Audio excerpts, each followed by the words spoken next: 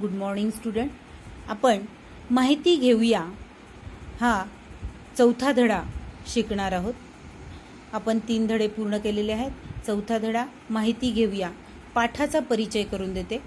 पद्मश्री व पद्मभूषण पुरस्कार प्राप्त असलेले श्री वसंत गोवारीकर एक भारतीय संशोधक होते.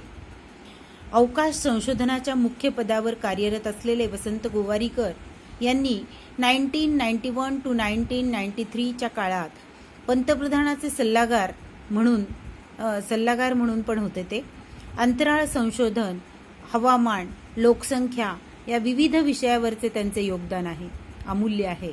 यावरती त्यांनी संशोधन केलेले आहे. अंतराळ संशोधन, हवामान, लोकसंख्या या विविध विषयावरचं त्यांचं योगदान अमूल्य आहे. प्रस्तुत पाठात त्यांच्याविषयी अधिक माहिती आपल्याला करून घ्यायची आहे. आता वसंत गोवारीकर यांचं पूर्ण नाव काय होतं?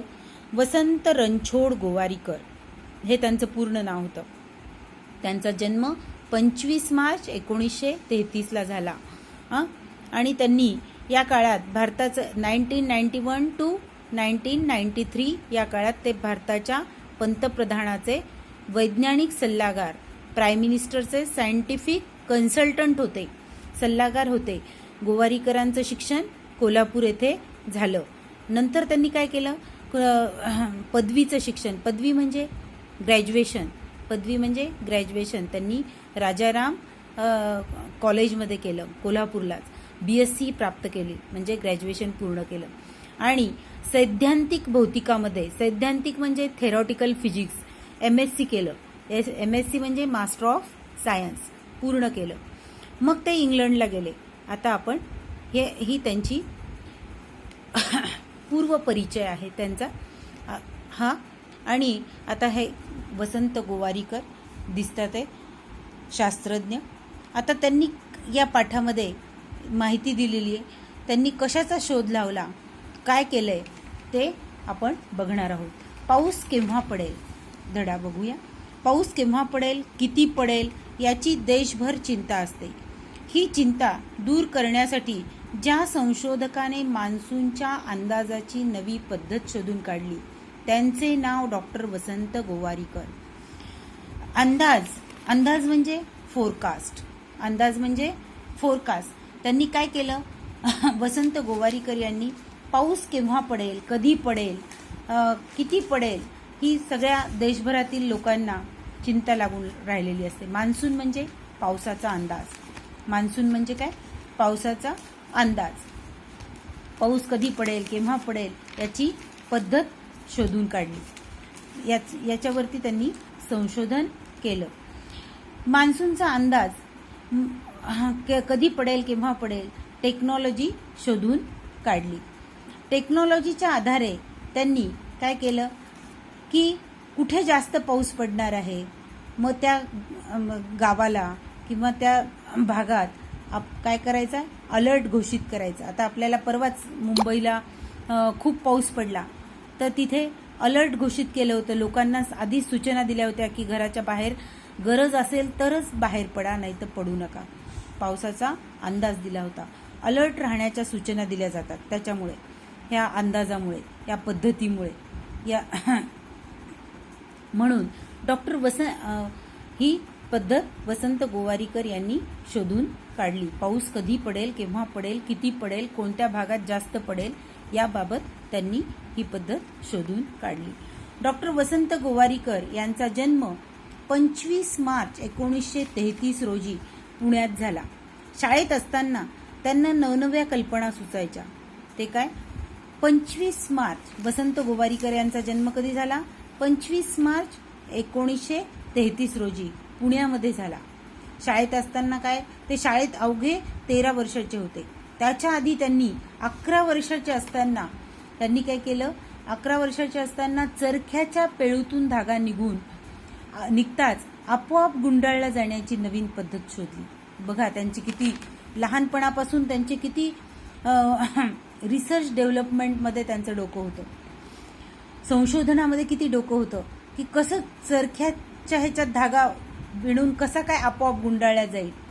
The thread came out of the spinning wheel. He he invented a new method of wrapping automatically कसं काय ते गुंडाळलं जाईल याची पद्धत त्यांनी अवघ्या 11 वर्षाच्या असताना शोधून काढली. आणि नंतर 13 वर्षाचे असताना मोटार कशी बनवावी एकदा त्यांना वाटलं. अवघे शाळेत असताना त्यांना नवनव्या कल्पना सुचायच्या, आयडिया सुचायच्या. कल्पना म्हणजे युक्त्या, आयडिया सुचायच्या. एकदा त्यांना वाटलं की आपण मोटर बनवावी. त्यांना काय वाटलं की मोटार बनवावी. अवघे 13 वर्षाचे होते, लहान, 13 इयर्स ओल्ड. 13 वर्षाचे असताना डॉक्टर गोवारीकर यांनी थेट अमेरिकेतल्या सायंटिस्टला त्यांनी पत्र लिहून आपली इच्छा कळवली. त्यांना त्यांचं वाचनही खूप होतं, त्याच्यामुळे त्यांना कळालं की अमेरिकेमध्ये हेनरी फोर्ड नावाच्या फोर्डची त्यांची कंपनी आहे. फोर्ड या मोटारची त्यांची कंपनी आहे. त्यांना आपण पत्र लिहून कळवावं, आपली इच्छा कळवावी की आपल्याला मोटार तयार करण्याची इच्छा आहे. ती त्यांना पत्राद्वारे कळवली, इच्छा कळवली. हेनरी फोर्डला मराठी कळणार नाही. त्यांना वाटलं की हेनरी फोर्डला मराठी कळणार नाही, म्हणून त्यांनी काय केलं, एका मित्राची मदत घेतली. त्यांनी मित्राची मदत घेऊन मराठी लिहिलेल्या पत्राचं इंग्रजीत भाषांतर केलं. भाषांतर म्हणजे ट्रान्सलेशन केलं.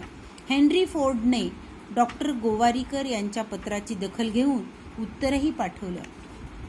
काय केलं, त्यांना पण त्याच्याबद्दल कुतूहल वाटलं. कुतूहल म्हणजे आश्चर्य वाटलं की एवढा लहान मुलगा 13च वर्षाचा आहे आणि त्याला का अशी इच्छा झाली की आपण मोटार बनवावी म्हणून. मग त्यांना पण त्याचं कौतुक वाटलं आणि त्यांनी त्याच्या पत्राची काय घेतली, दखल घेतली. दखल म्हणजे त्याची काय केली, दखल म्हणजे काय केलं त्यांनी, काय सांगा. दखल म्हणजे त्या पत्राचा विचार केला. दखल घेतली म्हणजे त्या पत्राचा काय केला, त्यांनी विचार केला की एवढ्या छोट्या मुलाला इच्छा झाली आहे तर आपण त्या मुलाच्या पत्राचा काय दिलं पाहिजे, उत्तर दिलंच पाहिजे. त्यासोबत काही पुस्तकेही पाठवली. त्यासोबत त्याच्यासाठी त्या वसंत गोवारीकरांसाठी पुस्तके पाठवली. त्यांच्या कुशाग्र बुद्धिमत्तेची आणि दृढ संकल्पनाची चुणूक लहानपणीच दिसून आली.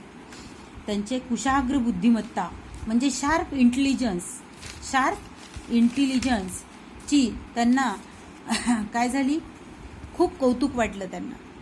चुणूक, दृढ संकल्प म्हणजे डिटर्मिनेशन. लहानपणीच त्यांना कसं काय वाटलं की आपण हे बनवावं, ह्याची त्यांना चुणूक दिसून आली. काय दिसून आली, चुणूक दिसून आली. बरं का, किती ब्रिलियंट मुलगा आहे, किती इंटेलिजंट आहे, किती शार्प बुद्धिमत्ता आहे त्याची, हे त्यांना कळलं. आणि त्यांनी काय केलं, हेनरी फोर्ड आणि गोवारीकर यांच्या पत्राची दखल घेतली आणि त्यासोबतच त्यांना काही पुस्तके पण पाठवली. आणि त्यांनी बघा पुढे काय केलं बघा. आणि त्यांनी पुस्तकातून जी त्यांना माहिती पाहिजे होती ती त्यांना मिळवून दिली. कोल्हापूरला पदवीपर्यंतचं शिक्षण झाल्यानंतर, कोल्हापूरला काय पदवीपर्यंत शिक्षण झाल्यानंतर उच्च शिक्षण म्हणजे पदवी म्हणजे ग्रॅज्युएशन, उच्च शिक्षण म्हणजे मास्टर की मिळवण्यासाठी ते इंग्लंडला गेले. कोल्हापूरला पदवीपर्यंतचं शिक्षण घेतलं म्हणजे ग्रॅज्युएशनपर्यंतचं शिक्षण घेतलं आणि उच्च शिक्षणासाठी ते इंग्लंडला गेले. उच्च शिक्षणासाठी काय केले, ते इंग्लंडला गेले. बर्मिंगहॅम विद्यापीठाचं नाव आहे बर्मिंगहॅम. विद्यापीठाचं काय नाव आहे हे लक्षात ठेवा, रिकाम्या जागेमध्ये क्वेश्चन आन्सरमध्ये येऊ शकतं. बर्मिंगहॅम विद्यापीठात त्यांनी रासायनिक अभियांत्रिकी विषयात संशोधन केलं. रासायनिक अभियांत्रिकी विषयात म्हणजे he went to London to study chemical engineering. त्यांनी काय केलं, रासायनिक अभियांत्रिकी म्हणजे केमिकल इंजिनिअरिंग या विषयामध्ये काय केलं, त्यांनी या सब्जेक्टमध्ये रिसर्च केली. तिथे जाऊन, कुठे, इंग्लंडला जाऊन, उच्च शिक्षणासाठी जाऊन MSc मास्टर ऑफ सायन्ससाठी गेले ते.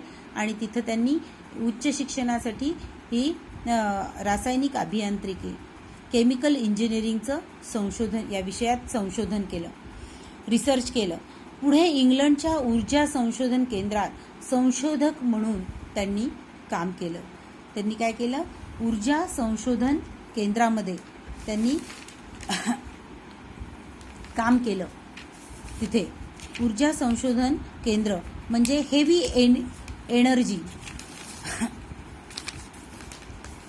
एनर्जी रिसर्चमध्ये त्यांनी इंग्लंडमध्ये काम केलं.